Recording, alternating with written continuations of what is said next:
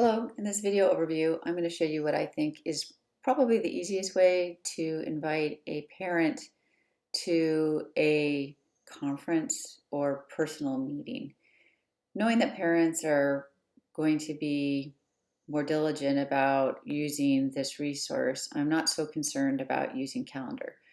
If I was to schedule calendar events with students, they could in fact go back and use that Meet link over and over and over again.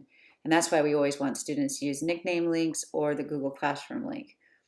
Preferably, if you're doing individual conferences with just students, you probably want to make a nickname link for students. But if it's a parent and just a parent, probably the easiest way is to make a calendar invite. So if this is when you are going to have a conference, you would click here and say, parent X, and then go ahead and go to more options. This particular point, you want to make sure that the video conference meeting is enabled, and then you want to put in the name of that parent. Put in their email address. Now what you need to know is they have to have a personal Google account in order to join a Google Meet in North Clackamas. It's a security reasons. We don't want people from the outside joining our meets unless we have approved them. So please make sure they have a Google account. It is also possible for them to call and join in that way. However, if they use the cell phone, they would definitely not have the video experience. They would only be able to talk. But this is one way you could certainly have phone calls with them through Google Meet as well.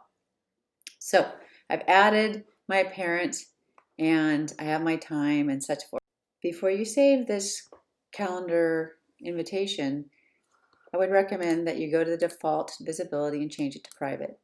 Students do have the ability to search for your calendars, and if you have default visibility, they could certainly open them and click on any meet that you have, any meet link, and join them. So we always want to make them private. I'm going to go ahead and save this. You will see the contents of this, but if a student searched for your calendar, they would see busy here. All right, moving on. If for some reason they don't check their calendars or you're going to send something through Synergy, you could certainly copy this join code and send an email, if need be, to that parent as a reminder. But I'm going to assume that this parent checks their email and maybe is using the Gmail app. I will have an invitation. At this point, I would say yes, and let's say that this is the day. I could go ahead and click on it.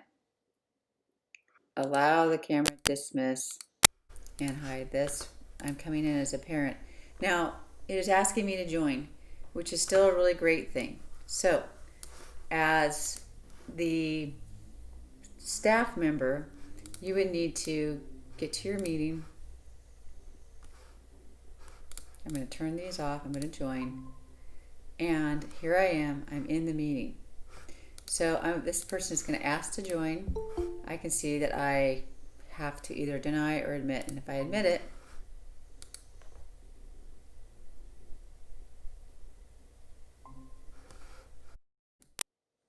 they're in. So super easy to use.